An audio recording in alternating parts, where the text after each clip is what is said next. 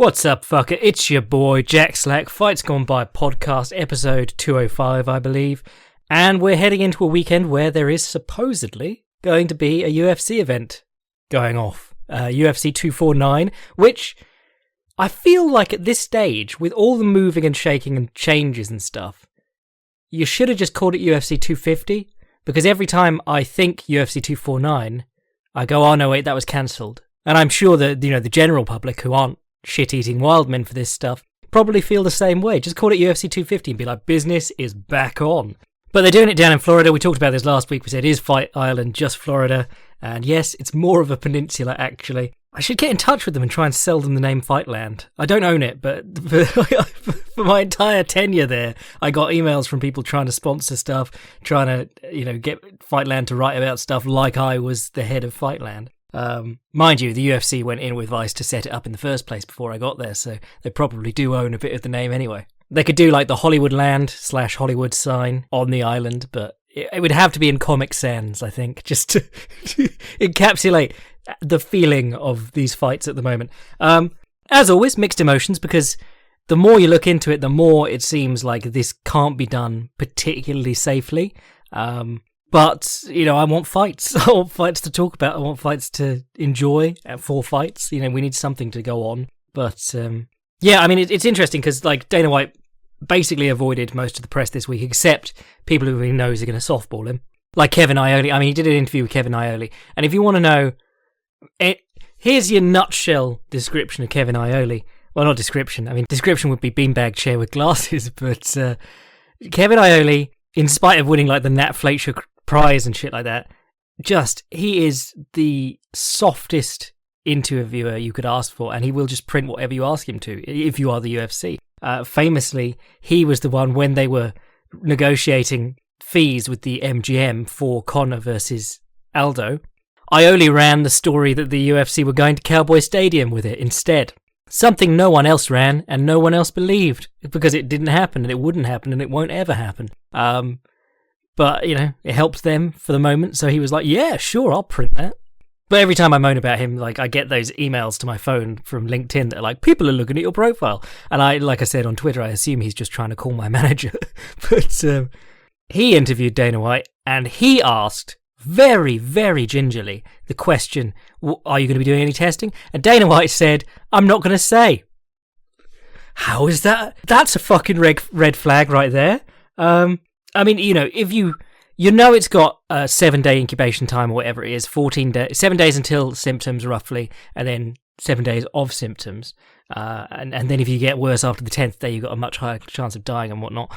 But, you've got a decent incubation time on this where it's symptomless or asymptomatic. Look at me with my fancy $10 words. Point is, there's a period where you can have it and not know. And if they were really serious about doing this safely, they'd have got their fighters to the location, 10 days ago, done the tests immediately, kept everyone there under lockdown, make it as amenable as possible for the fighters, set everything up, give them DVD players, give them access to a gym and hours that they can use the gym and stuff like that. But make sure you test everyone, and then you're well ahead of the game. As it turns out, the testing situation is not nearly that, hasn't been applied with anything near like that foresight.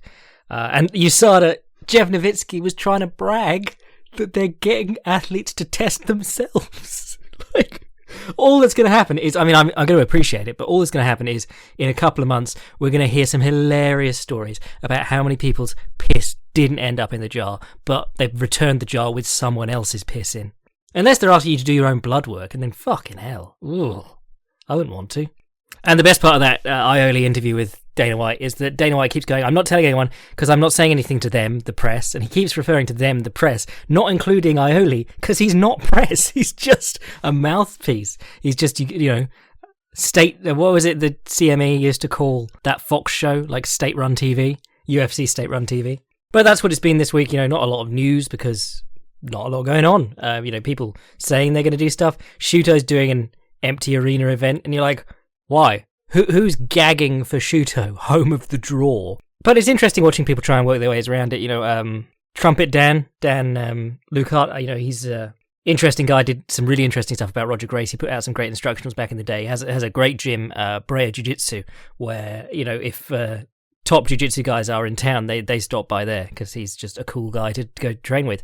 But he really took it seriously. He divided up his academy before all this was really serious and put tape down, marking sections, and then he had grappling dummies. He had 12 grappling dummies in the gym, and he'd have small classes of people going through on that. And I thought that was a really interesting idea of how you can, start getting back to sort of normal. Over here, we're getting the announcement on Sunday. They've been doing every previous announcement on Thursday, but they're not doing it this Thursday, because if they announce that they're going to lessen the lockdown restrictions on Thursday with the bank holiday weekend coming up, people will go out and get shit-faced and make a mess of the whole thing.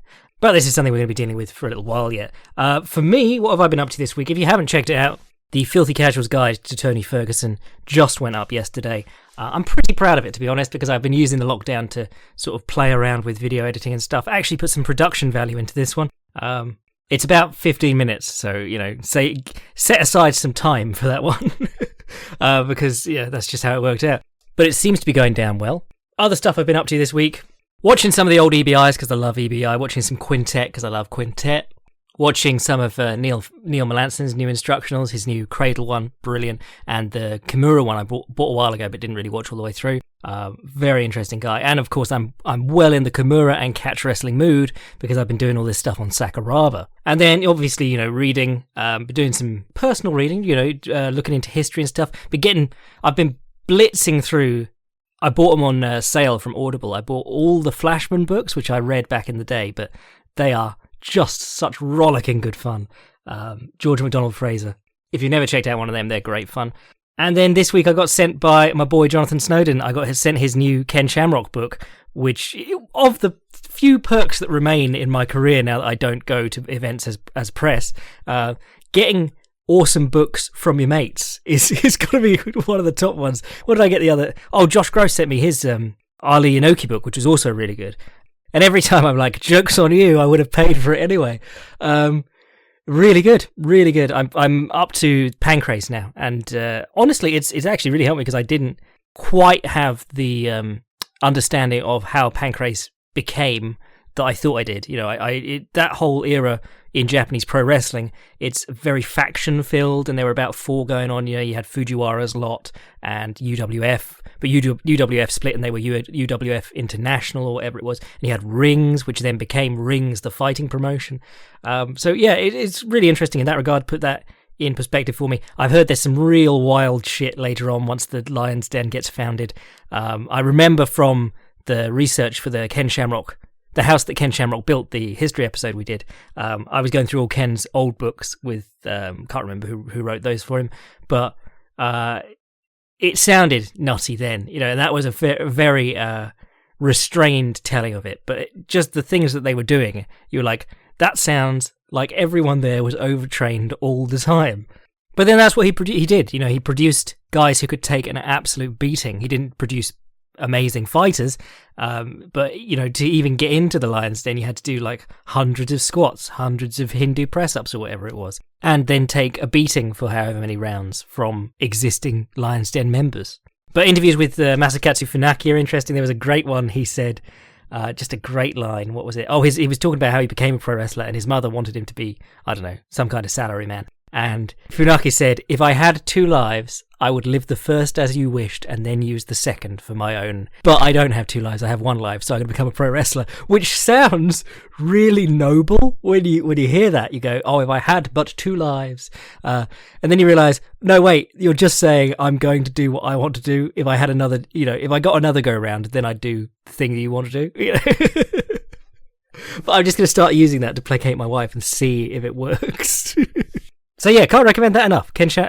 Jonathan Snowden's new book on Ken Shamrock just went up the other day. I think it's already topping the Amazon charts, but really brilliant. And knowing how much work went into just the biography I wrote of Conor McGregor, which I did that in about 3 months, and it almost killed me just getting that all together.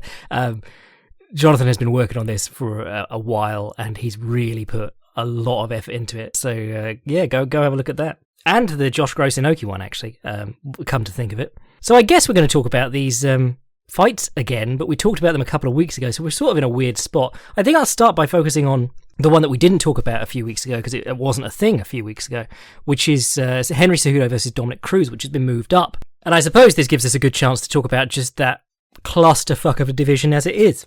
Now, I love me some Henry Cejudo. I think he is everything that people wish Demetrius Johnson had been.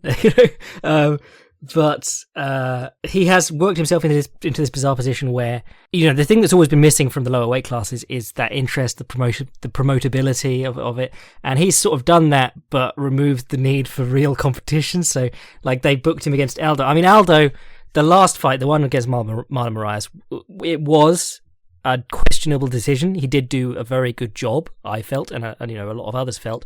But not only have you said, okay, cool, we'll treat it like he won that, but you've also done that knowing that there are really good fighters in that division who have been winning fights against killers, and you've just jumped the queue to give Aldo to Cejudo.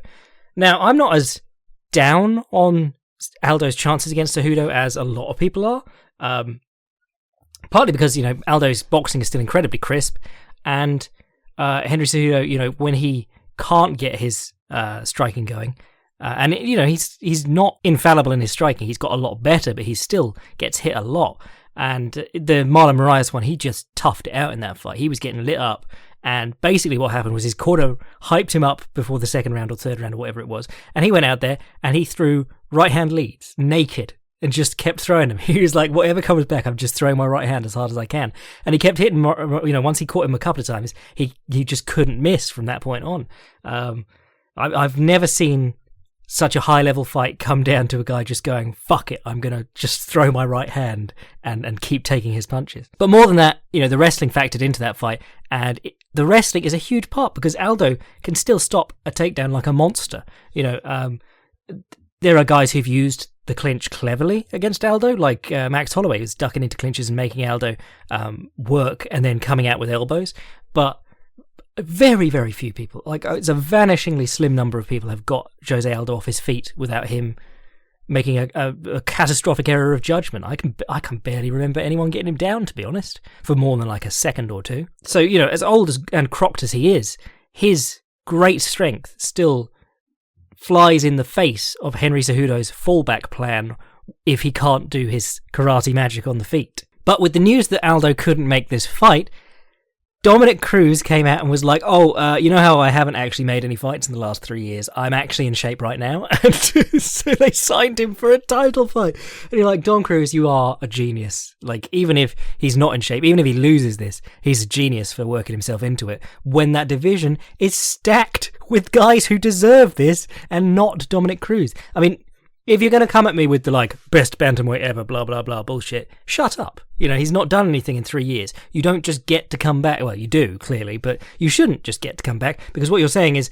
guys who are out there fighting killers in that division and winning mean less than that. Or doing that means less than sitting on the sidelines and being like, look at my old UFC belt and my old WEC belt. However, I could see Dominick Cruz winning this one. To be honest, like with every Dominick Cruz fight against a good opponent, it comes down to whether Henry Cejudo chases Dominick Cruz or makes Dominick Cruz come to him. Because, to be honest, both of them are much better fighters on the counter than they are on the lead, but Dominick Cruz is 100 times better when the opponent's coming to him or standing still than when he's going to the opponent.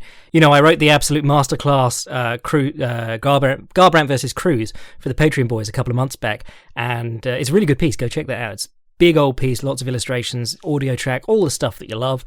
But a lot of it came down to Cody Garbrandt, who had been running in with his face his entire career up to that point, going, no, you come to me. And every time Dominick Cruz stepped to him or showed him a feint and then started shuffling in, Garbrandt would shuffle straight back. He'd just take a little step back. And then if someone moves to 1 o'clock in front of you and you take a step back, they are a little bit further away and they're back towards 12 o'clock again. And you want everything to be 12 o'clock if you're fighting someone like Dominick Cruz who's moving around a lot. And there was a lot of slipping inside the jab. There was a lot of switching to southpaw and trying to come back with southpaw right hooks and southpaw left overhands. And nice cross counters and wide rights to the ribs under the jab. Dominick Cruz's jab, really effective. But, I was talking about it with Tony in that Filthy Casual's guide this week, and I mentioned Tony Canzoneri in that same breath, actually. It's having that one most basic scientific weapon of boxing, but putting it on a load of shit that looks nothing like textbook boxing, and then people being like, what a weird unorthodox fighter, while he's jabbing your face off with the most orthodox punch in the game. I mean, really, if you really want to go weird and unorthodox, Willie Pep, who's obviously a big influence on Dominick Cruz. In fact, go download Dominick Cruz's footwork drills, because, it's only a little thing, but it is really interesting, and he's actually a pretty good teacher. Obviously hasn't produced any fighters like him yet, but he's been busy focusing on his own career. But so much more likable when he's not in a press conference or on a UFC commentary team where he feels like he has to prove himself the whole time. Lost my train of thought for a second there. Willie Pep, big influence on Dominick Cruz, as he'll tell you himself. But Willie Pep genuinely was one of those guys who's very unorthodox, because he didn't really jab a lot. A lot of his best punches were circling out to his left side into a southpaw stance, coming back with the southpaw left straight. But people watching it were just like, beautiful left straights, what a lovely jab. But yeah, I feel like if Henry Cejudo goes to him and just follows him around like he did with DJ in the first fight, I think that's bad. That's really bad. Unless you get him towards the fence and you kick his legs at every opportunity when he circles out. That is how you fight aggressive against a guy who wants to move his legs lots. You either hurt his legs or force him to pick up his legs so that he's not moving. However, walking forward into low kicks against Dominick Cruz can get you taken down. He does that a lot, like he did it to TJ Dillashaw. Tried to do it every time that TJ Dillashaw kicked him in the leg, so that TJ Dillashaw wouldn't kick him in the leg, but obviously he hurt his leg really badly in the 5th round. Dominick Cruz blamed it on plantar fasciitis. Idiots on the internet were like, oh yeah, well, that's what happened. It's not because he got kicked in the leg. But, he really doesn't like being kicked in the leg, and he does a very good job of dissuading people from kicking him in the leg. What he wants is for you to swing at his head, which is why he drops his hands and moves his head around.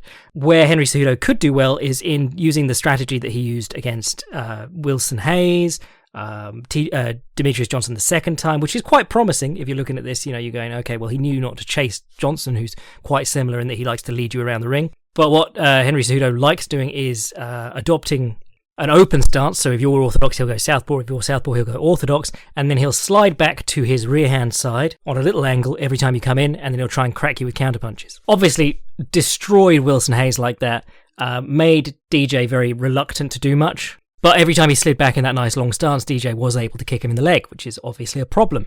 Dominick Cruz will low kick.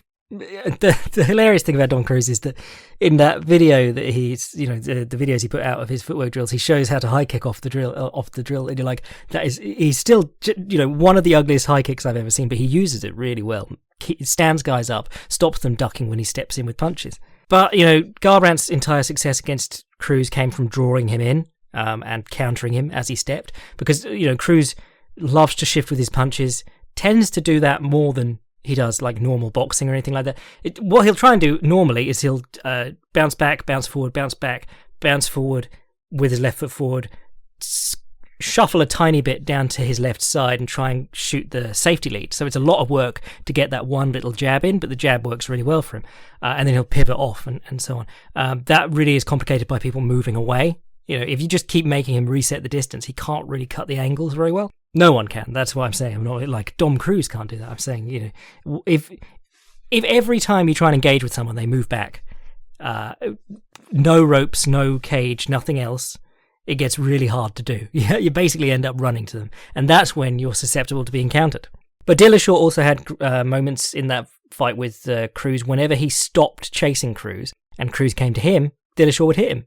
And the thing that got Cruz in trouble a lot against Garbrandt was that he was shifting on his punches, stepping with his punches, and running basically through where Garbrandt was. He was taking that extra step, we call it. If the guy thinks you're going to step back every time, the first punch and step is going to be a throwaway. He's going to be like, okay, we're going all the way over there. And then when you actually stop and counter, you can catch him with his feet very short or over, he'll be stepping in, he'll be off balance, he won't be in his set stance ready to take punches. And getting hit off balance is so much worse than getting hit on balance. You can crack someone and actually hurt them or have their ears ringing and their vision spinning. But if they're in a good stance, you might not even know, because that's the great thing about being in stance.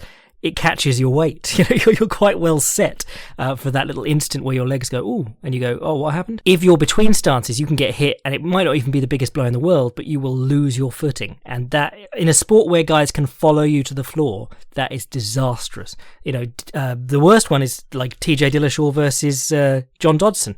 Gets caught shifting between stances, falls down, scrambles up, but is getting hit and falls down again. And is finished, but like he's not out of the fight. He's just like fallen down 3 times while trying to get up because he's never on balance. And Dodson did it to DJ as well. DJ got caught shifting a couple of times in their first fight. I think it'll be very interesting to see how the size matches up because obviously Cejudo a little bit bigger than DJ, but if you saw DJ at bantamweight against Cruz, he was just dwarfed. And what he did in that fight was he did well at backing off and then trying to flurry in on Cruz when he was out of position and then push him to the fence. And he'd have underhooks and be like in position to start working. And Dom Cruz would just swing him around by the overhook. It was like, you've got this amazingly technical fighter in front of you, but he's also a weight class bigger than you. He was just like, oh, cool, I can just ragdoll him by the overhook. That's great. You're not under contractual obligation to not use your strength just because you're known as a technician. But I think that's quite a compelling matchup on paper. The only reason that Andy Aldo one annoyed me so much is that I'm so excited for people like Petr Yan, Corey Sandhagen, Aljamain Sterling. And there's all these guys in the middle of the division like Pedro Munoz, Rafael Assunção, who I'm sure anyone who's like in favour of Dom Cruz getting this title shot will say, well, yeah, Dom would just run through them. But you've never had to see that. You've never seen Dom Cruz. Like, Dom Cruz has done this wonderful thing where he just doesn't really fight contenders. He just fights one guy every 3 years. But if he pulls it off, I'm sure people will be like, amazing! And in fairness, so will I. It'll be pretty impressive. But I think I'm still not sold on Henry Cejudo as a bantamweight, to be honest. I saw him fight one, and he gutted his way through it. And he fought a dehydrated TJ Dillashaw and knocked him out with a headbutt, which so many people didn't see. It's amazing. Actually, I managed to do a whole Henry Cejudo fight preview and not talk about how he headbutts everyone he fights. If you've never seen it, oh shit, I haven't got it up at the moment, the Henry Cejudo Filthy Casuals guide. But yeah, he basically hits everyone he fights with the nodder. And that's how I knew Joseph Benavidez was like the biggest sucker in the world for it. I put that in my pre-fight preview for Benavidez versus Figueiredo, and then he lost that way, which was bad. But that was ultimate headbutter versus ultimate runs onto headbutts, the Cejudo fight. But yeah, it'd be cool to see if he can do that to Dominick Cruz. So what else we got? I mean, we're going to be retreading old ground here, so I'll try and keep it brief. But Tony Ferguson versus Justin Gaethje. I mean, the more I look at this, the more I'm not liking this for Tony Ferguson. I think some of the interesting stuff is that, like, when Ferguson fought Rafael dos Anjos, which I think was one of his most impressive fights, because dos Anjos was still very, very good at that. I mean, dos Anjos is still very, very good, but he's lost a step. But he was still close to the top of his game at that time, or not far removed from it. And he was known as this monstrous pressure fighter, and Tony Ferguson very quickly made him back up. And the moment that he started backing up, the fight just ran away from him. Tony Ferguson wants to go forward, and if you go forward too, he'll just hit you until you go backwards. I think the interesting thing is that Justin Gaethje has, in his last couple of fights, shown that he can take a step back now. He's not all about just grinding guys down with a frantic pace and pressure.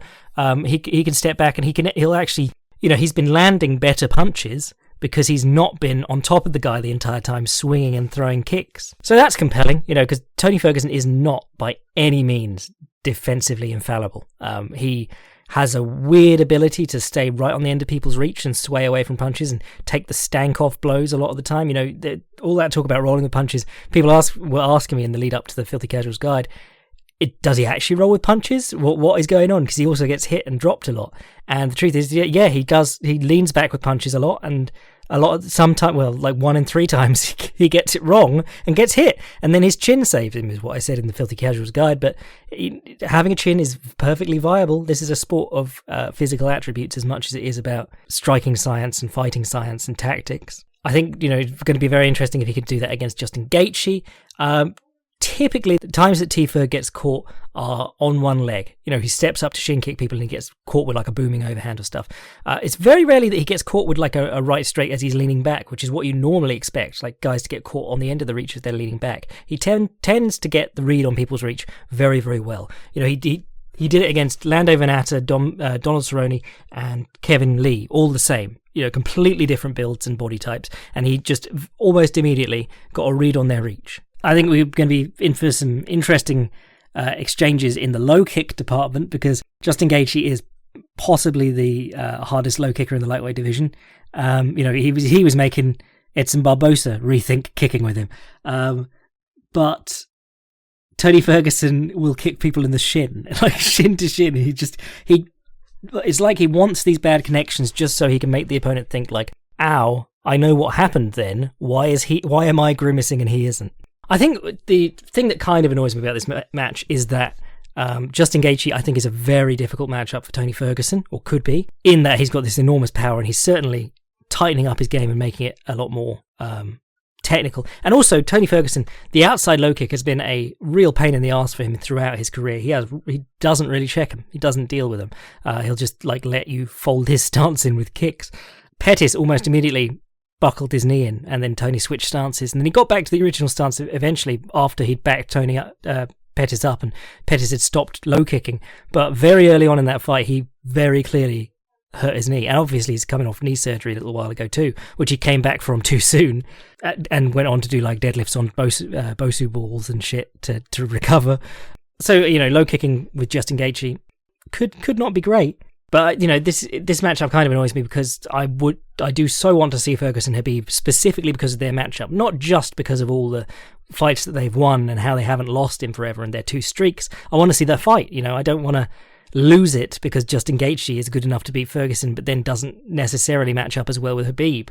I think he's an interesting matchup for Khabib. I'd definitely pay to watch it, but that's a guy who's going to be relying on sprawl and brawl, and has publicly said he doesn't he said he doesn't use his wrestling because he can't wrestle for 15 minutes or whatever it is. He says, I used to wrestle for 7 minutes or whatever the matches were. I can't do that for 15. So yeah, I could come out of this one a little bit better. I mean, it is 2 of my boys going at it. Justin Gaethje, I've been, it's so weird because it was only a couple of years ago he was in World Series of Fighting, and I was going, yeah, this guy's really quite worth looking at. I don't normally say, oh, I'm very excited about this guy coming up outside the UFC, but for some reason I just felt like he was a very strong fighter already before he got to the UFC, and I was excited to see what he'd do. Could not have predicted the change around he made. He changed so much between those. Well, it was those 2 losses back to back. I've said before, I think if he won one in between then, he wouldn't have realised. And if he hadn't fought Dustin Poirier and Eddie Alvarez back to back, he wouldn't have made the changes to make him a better fighter. But that's another thing. Eddie Alvarez and Dustin Poirier both ducked in on short takedowns. Poirier got him off his feet, and Gaethje would either dig underhooks and sprawl on them, or get taken down and explode up, throw them off with butterfly hooks and explode up. But every time he got up looking tired, and you're like, oh, okay, that's why they're doing that, because defending the takedowns is tiring you out. So that is another thing that makes me question the Gaethje-Khabib matchup. But we'll see. And then you got Ngannou versus Rozenstruik. After last week, I did remember that Rozenstruik fought Alistair Overeem, and Alistair Overeem actually beat him for most of the fight and then got his lip torn open in the 5th round. And was it a TKO? Can't remember, but basically Rozenstruik won. I think this is a compelling matchup. You got Ngannou, monstrous puncher, versus Rozenstruik, monstrous puncher, but with a decent background in kickboxing. What can I say? You never know what to expect with this stuff. It could either be Mark Hunt versus Bigfoot Silva, where I thought Bigfoot Silva would fall down almost immediately and we got an amazing brawl out of it. Or it could be Derek Lewis versus Francis Ngannou too, We don't really know. I'm not going to make huge confident predictions on that or waste too much time on it, to be honest. It's heavyweight, and you know how I feel about heavyweight. Jeremy Stephens versus Calvin Kattar, we talked about before. Straight hitting and movement for Kattar, being Jeremy Stephens for Jeremy Stephens. Greg Hardy versus Jorgen De Castro. People got mad I called Jorgen De Castro a bum. Please accept that as a relative term. Almost all heavyweights are bums. But Greg Hardy, someone was asking why they're pushing Greg Hardy so hard, and the only things I can think of are outrage, because people will watch him get knocked out. Floyd Mayweather's appeal wasn't in being a great boxer. 90% of people who watched it were either black dudes who were obsessed with Floyd being black, because they're all over YouTube comment sections, or people who wanted to see Floyd lose because he talked so much. There were only a few of us there because we were like, he's a very good boxer objectively, I just don't like listening to him talk. Great post from RUFC this week about how Khabib's weakness is that he hasn't fought any black dudes. But yeah, so it's either for outrage or to be like, look, top quality heavyweight athletes are considering this a real sport. Brackets, once they've been dismissed in disgrace from their own sport. Yeah, you don't really need to think about that much one. Hopefully a banger. I mean, Greg Hardy went the distance with Volkov, who was supposed to embarrass him. So there is an argument. Well, I've always said, get me an NFL player and I'll teach him the bus driver uppercut and make you a top 10 heavyweight. Donald Cerrone versus Anthony Pettis. I think this one was announced since the last time we spoke. But, a lot of people down on this because it's, they both had rough careers since their last one, but both still capable of good things, and I think they're at the level where they're still good competition for each other. I think this one comes down to the Anthony Pettis coin flip. Not the fact that Anthony Pettis literally cannot win or lose 2 matches in a row. He has to alternate. But rather exactly what you saw with the fight against Jim Miller. If Pettis' back is to the fence, he's losing. If Pettis' opponent's back is to the fence, he's winning. He's a monster with his opponent on the fence. He's a kitten when his back is to the fence. And you saw him against Tony Ferguson just getting mauled against the fence. You saw him against Rafael dos Anjos. Loads of guys had done it. But in their first fight, Anthony Pettis knew that Donald Cerrone doesn't like being on the back foot, immediately came out and backed him up. So interested to see where that goes. I think Cerrone would be... Fucking hell, I just realised this is billed at welterweight. Cerrone would be well served here because I think he's naturally the bigger man to just come in and try and wrestle Pettis. Hit him with knees and stuff in the clinch. There's the thing, Pettis has become more and more fragile in recent years, like the broken hands and things. And he doesn't really use elbows a lot, doesn't really use knees a lot. It's punches and kicks. And then when he broke his hand, he was out of ideas. And I think the same thing happened against Holloway, didn't it? Anyway, Oleinik versus Verdum. Look at that. Tony Ferguson ankle picked Fabricio Verdum all the way down to the undercard. Verdum obviously coming back from a drug suspension in disgrace. Oleinik, obviously old man strength. Lost a load of weight, actually. I saw recently, getting ripped. And JDS too. But this is not the time to be doing that. This is the time to get fucking jacked because USADA aren't coming to your house. But Fabricio, this is going to be interesting because I think Verdum, obviously the much more competent striker, certainly confident striker, and that's what matters most in these heavyweight fights, it seems. If you watch Fabricio Verdum's defense is when you throw punches at him, he throws 1-2s as hard and fast as he can until you cover up, and then he's on the offense. Whereas Oleinik swings 1 punches at a time, from weird angles because he's got weird simian limbs. But I think, Oleinik, it's interesting because MMA grappling is obviously different to grappling. But if you saw how quickly Gordon Ryan handled Oleinik with the modern leg lock game, and you've got to think that Fabricio Verdum has been keeping up. He's probably been working on his grappling hard in his time off.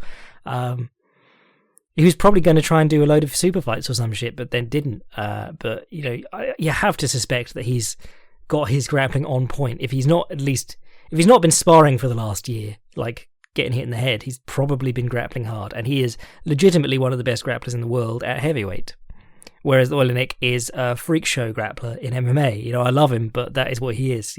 You aren't, Josh Barnett, but most of the time you aren't going to beat top grapplers with chest compressors and shit like that. However, if he Ezekiel chokes Fabricio Verdum from the bottom, I will come. Yeah, I will come. That's what I'll do. I'll probably just lose my shit. What else we got? Carla Esparza versus Michelle Waterson. Okay, interesting. See, this is interesting because Carla Esparza's thing is wrestling, obviously. Michelle Waterson's thing is billed as, meme kicks that then don't land, and what she actually does is wrestle.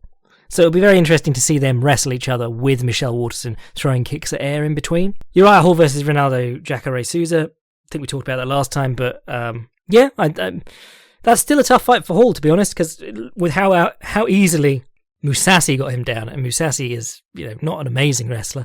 I mean, Jacare isn't either. His wrestling is diving on low singles and coming up on them really hard and then gassing out. I mean, Jacare is really feeling the effects of aging now. So it's a chance for Uriah Hall to get in contention somehow. That'd be interesting. Then you got Vicente Luque versus Nico Price. Talked about that last time. Love it. Bryce Mitchell versus Charles Rosa. Bryce Mitchell, man who drilled through his own scrotum and doesn't know other countries exist, believes that coronavirus is in fact... Actually, Look who they managed to get on the bottom end of this card. Who were the guys queuing up to be the first people to fight during the quarantine? Idiots, mainly, but Bryce, it was a conspiracy by the Democrats to take, the government to take our guns away or something. Mitchell, and Sam, I'm embarrassed this country's taken so long to get over coronavirus, Alvy. I've been sent... I like to send Alvy communist quotes or quotes from famous leftists and attribute them to John Wayne and then tag him. But I also, just yesterday, I sent him a message. I sent a tweet saying, happy birthday, Karl Marx, because it was Karl Marx's 202nd birthday, and tagged Sam Alvey. And Sam Alvey was like, thanks, it's actually not my birthday till tomorrow. And I checked, and it is his birthday, well, today, as I'm recording. And I was like, has he verbally jujitsu'd me? I think I've just been owned by Sam Alvey. I don't know. Does he not know? Does he know? Yes, that's where I am on that. But Sam Alvey versus Ryan Spann, who gives a fuck? And then Bryce Mitchell versus Charles Rosa. Could have some interesting grappling in that. I think the important thing is, if this goes ahead, we've got 2 more booked for next week, and I'm going to have content again. And we like content. So yeah, get excited for that. I had a load of questions today, but I'm already basically at time. I'm feeling well productive. It's getting that Tony thing squared away, because I did the Sakuraba one, and then I immediately jumped into the Tony Filthy Casuals guide, and they've been taking a bit of time. So happy to have those in the can, and on to new projects. So hopefully 2 podcasts next week, and I'm going to write something now for the Patreon boys before the end of the week. Might be an in-depth preview of Tony versus Justin. Might be something fun. Do you remember fun? When we used to go outside and have it. Right, I'm your boy Jack Slack. I hope you're staying well and looking after yourself, both physically and mentally. And I will catch you next week. Sign up to the Patreon to get the Patreon stuff, support the podcast, watch the Filthy Casuals guides, because they're really fucking good. And if you've got an email, send it to the podcast at fightsgonepodcast@gmail.com. And I write at thefightprimer.com. There we go. I'm your boy, Quarantina Shevchenko, and I will see you next week. Cheers. I've just finished recording this, and it's not been cancelled yet, so I'm hoping we're not going to cancel it before this finishes rendering and goes up.